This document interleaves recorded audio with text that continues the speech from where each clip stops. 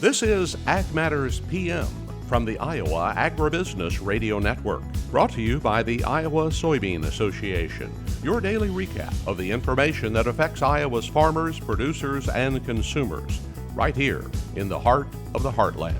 With reports from our award-winning broadcast team of Dustin Hoffman, Riley Smith, and Mark Magnuson. Now, from the IARN studios in Des Moines, here's Riley Smith.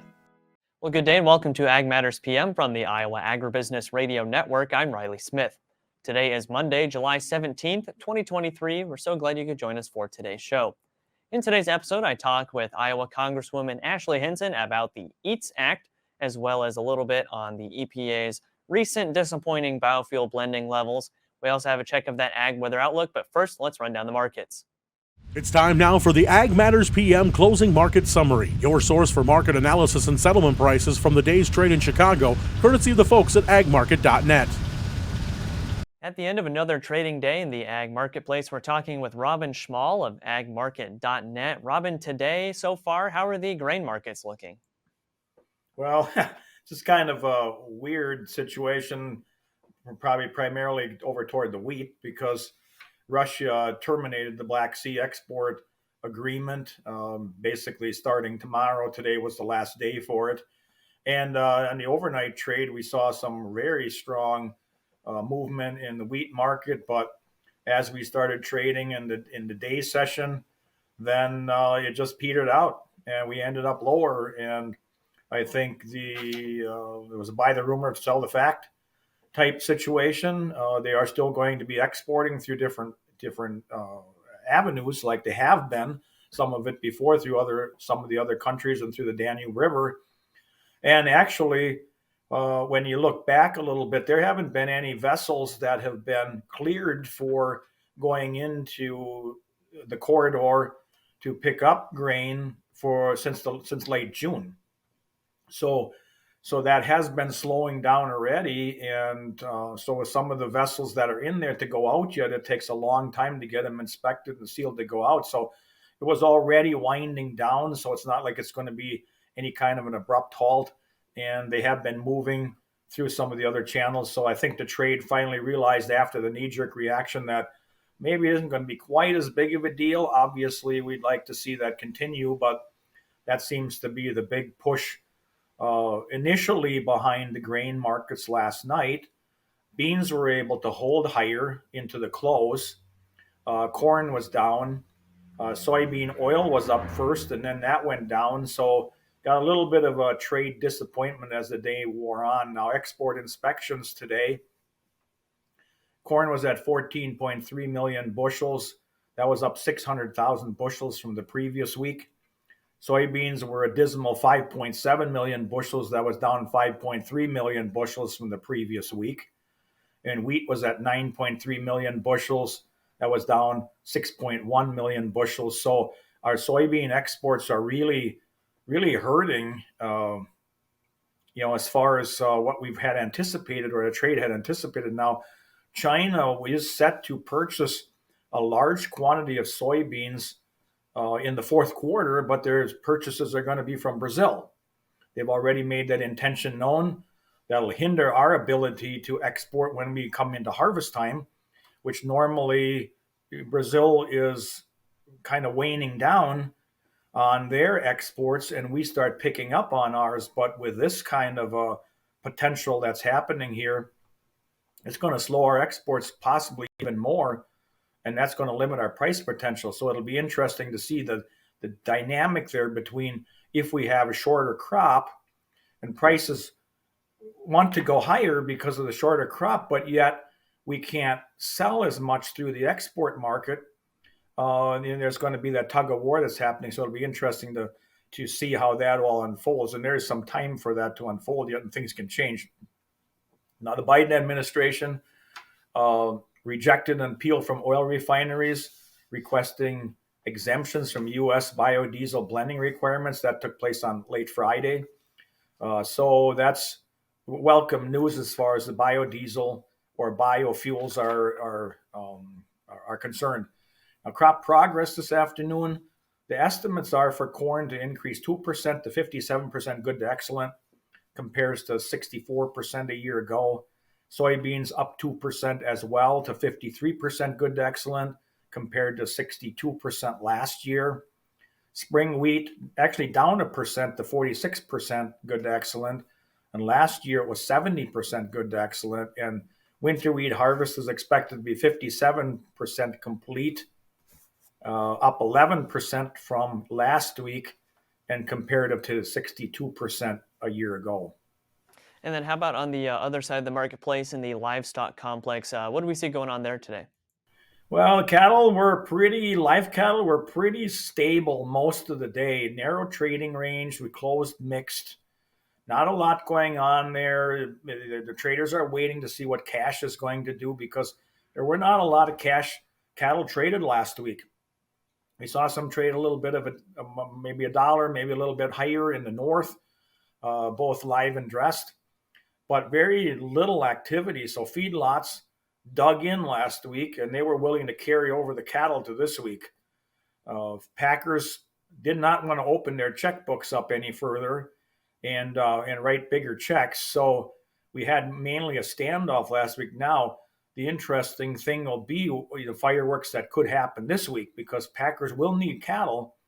Feedlots so far give the indication that they're willing to hold again. So it'll be interesting to see what actually transpires. And that's why I think we just saw the mixed trading most of the day. They really don't know which way to go. Now we got a cattle on feed report coming on Friday, but that's not going to impact anything right now. I think the Packers are going to want to buy earlier this week than waiting till later. But I don't know what the resolve of the feedlots are going to be or if they are going to have to move some cattle and do some business. So it'll be really interesting to see what happens. Now, box beef has been declining pretty regularly, but that doesn't necessarily mean cash cattle have to go down. But box beef at midday today was mixed with choice up $1.13 and select down 35 cents. Now, feeder cattle really led the charge today because even though lives were mixed, feeder cattle really took off in the front months, and they closed up over $2. So some of that was probably relative to the trading correlation there between weaker corn, and feeder cattle. So they were kind of the star of the show today.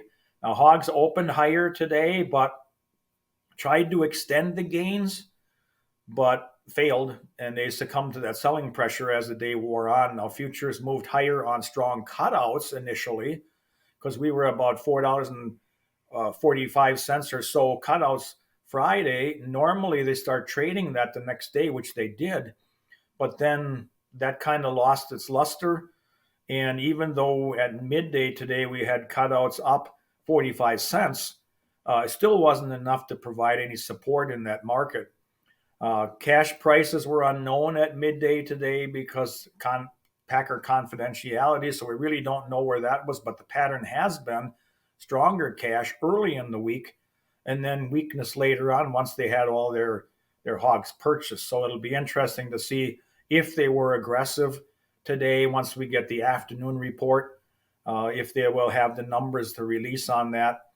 But hogs kind of struggled today, saw some triple-digit losses in closer months. Now, July goes off the board today, so that's past now, and August is taking over as front month, and it's running about a $6 deficit, or it's $6, I should say, discount to cash. All right, Robin, lots of great information today. For those of our listeners and our viewers who would like to get in touch and learn more from agmarket.net, how can they do that? They can call me directly at 877-256-3253 or go to our website, agmarket.net. The phone number's on there, 844 number, and they can call in and somebody will be glad to answer. Great talking with you today, as always, Robin, and we'll hear from you again soon. All right, thank you. Always a pleasure to be on.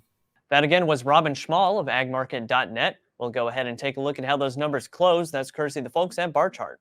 September corn is down 7 1/4 at $4.99 1/4. December new crop down 7 3/4 at $5.06 even. August soybeans up 3 3/4 at $14.84 even. November new crop up 7 1/4 at $13.78 even. August soybean meal up $10.60 at $4.34.40. Soybean oil down 29 at 64.76. Chicago wheat down 7 3/4 at 6.53 3/4. Minneapolis spring wheat down 6 even at 8.78 1/4. Kansas City hard red wheat down 13 3/4 at 8.15 1/4. September oats up 2 even at 4.06 1/2. On the Merc, August live cattle down a nickel at 180.12. August feeders up 260 at 249.25. August lean hogs down 142 at 94.77. August pork cutout down 140 at 103.30. July class 3 milk up 3 cents at 13.85. And that's been a check of the markets here on Ag Matters PM. We're going to go ahead and take a quick break to hear from our sponsor, the Iowa Soybean Association and the Soy Checkoff. When we come back, I talk with Iowa Congresswoman Ashley Hinson. This is Ag Matters PM. Iowa Soybean Association is driven to deliver for Iowa's 40,000 soybean farmers. We're proud to provide objective agronomic research, a helping hand with soil and water stewardship, and timely industry news powered by the Soybean Checkoff. Learn more at iasoybeans.com. Welcome back to Ag Matters PM on the Iowa Agribusiness Radio Network. I'm Riley Smith. Last week, I had the chance to talk with Iowa Congresswoman Ashley Hinson about the EATS Act, which is a bicameral legislation that she introduced with Congressman Zach Nunn to combat some of the consequences that will be going on with Prop 12 and really stop it from going into effect in the first place. We also had a discussion on the Environmental Protection Agency's disappointing rulings on the provided recommended biofuels blending levels. Well, we are here with Iowa Congresswoman Ashley Hinson to talk about a few things going on in Iowa right now. Obviously, a big thing, the war on bacon that we're fighting right now with Proposition 12. California Prop 12 obviously is going into effect. It's been pushed back 6 months, but we're still having to deal with the consequences of that. Congresswoman Hinson, you've been introducing some legislation with Zach Nunn. Tell us a little bit about the EATS Act. Yeah. Well, basically, Riley, what this is intending to do is it's the legislative fix for the overreach from Prop 12 in California.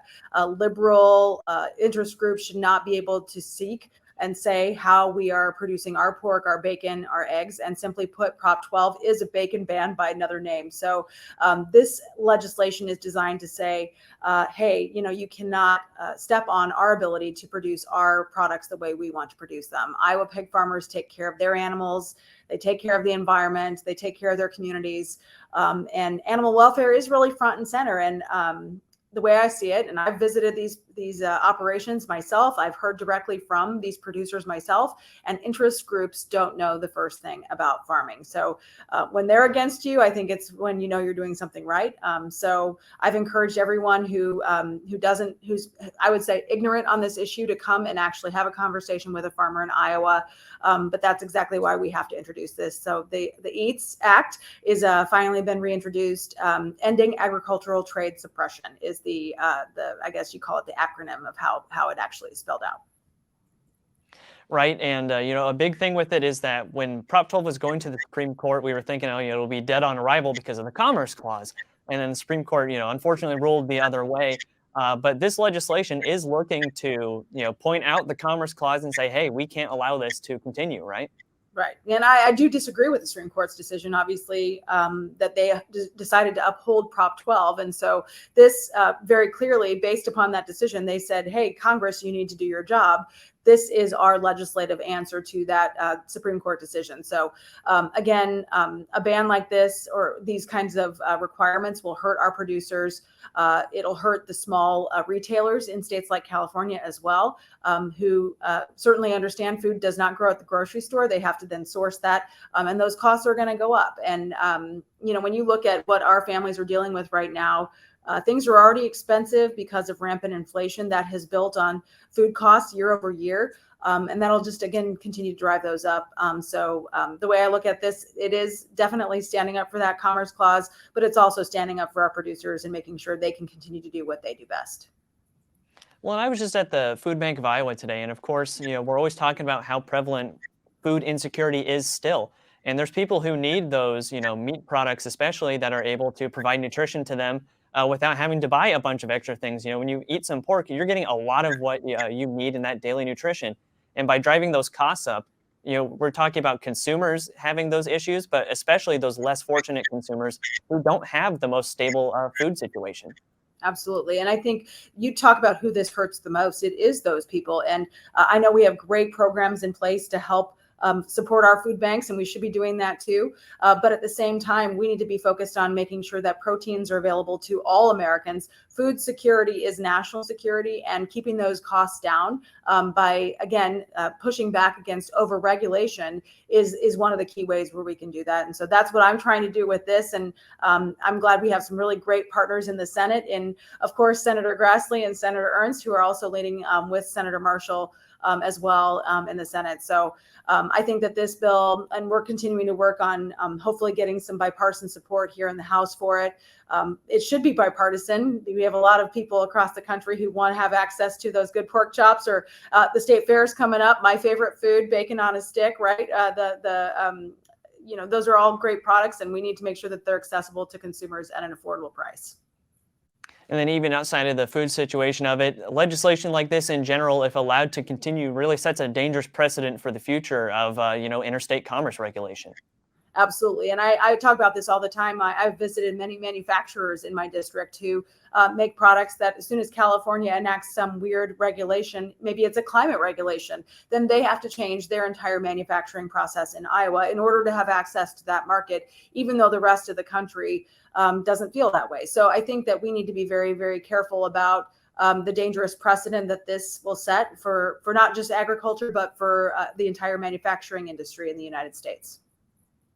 All right, and then one other thing I want to touch on while we're talking here is, it's been a little bit since we've been able to have a conversation. We've had the EPA biofuel levels. That's a little bit old news at this point, but it's still very relevant because those levels were much lower than what we're anticipating to see. This is one of those issues that we know that Iowa farmers are ready to produce at that level, and this is an available solution, for making sure that we're cutting down on emissions. And it's just something that they're not embracing as much as they need to. Absolutely. It's disappointing, frankly. And when I look at the Biden administration, they continue to just have a war on American produced energy. They're ignoring the clear benefits of biofuels in Iowa.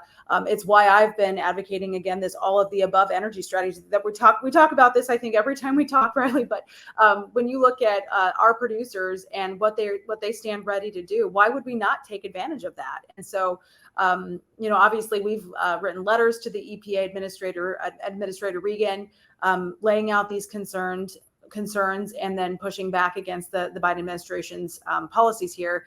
But we have a ready to go product. You can count on our Iowa delegation. We're in lockstep on this. Many issues, obviously, we continue to support, but we want to continue to see good progress made for the biofuels industry, which obviously provides a stability element for economics when it comes to economics for our producers as well. So I think this is if we could move forward in the right way, it would be a win-win. Unfortunately, it's a gigantic and unnecessary step backward the way the Biden administration and the EPA has handled this. And of course, the district that you represent is especially well positioned to really kick up that ethanol production, right? Yeah. And I visited several of the facilities, and everyone is telling me, hey, we're ready to ramp it up. We have capacity and we have demand, right? And we're seeing it. More and more retailers are saying, hey, yeah, we want to offer E15 because our consumers are saying, we want to see a lower price at the pump. We want to see more blending happening, and we want to see even higher blends than that. So I'm still encouraged. Again, we have other states that are trying to explore higher ethanol blends. I use E85 in my minivan, which, by the way, I had 199,000 miles plus in my minivan, and it's still going strong. And I use E85. So I use the high test, as I like to say. But anyway, I will continue to advocate however I can to make sure that our farmers have a seat at the table and our producers are represented here in DC in these conversations. Right, and it's like you said earlier, the most frustrating part is that they don't want to take that, all of the above strategy. They try to, present us with this false choice of it has to be fuel or it has to be electric vehicles, when we could take an approach that takes the best option at that moment, which, we see in ethanol, and run with it and make sure that we're, having that clean energy. Yeah, they seem to be having an unhealthy obsession with electric vehicles and flipping a switch on that overnight, which you just can't do. We don't have the infrastructure in place, and the technology hasn't caught up yet for battery storage either. So the way I see it is, let's have those conversations about how we can advance technology. I think that's great. But at the same time, why would we turn our backs on a ready-to-go solution that provides a greener option? And I think that's what we should be embracing, not ignoring. And so I would continue to call on the Biden administration to reassess and reprioritize all of the above energy strategy with biofuels front and center. Lots of great information today, Congresswoman Hinson. Is there anything else you would like our listeners and viewers to know about what's going on in your office or your district in general? Well, I'm lucky, I wear many hats out here in Washington, D.C., but this week I'm also doing Camp Congress, as I like to say. So I've got my youngest, Jax, he's 10, he's out with me this week, and he's currently getting a deep dive on legislation with my legislative director. And then Max will be out with me next week. So I get to play mom and legislator out here in D.C. the next couple weeks.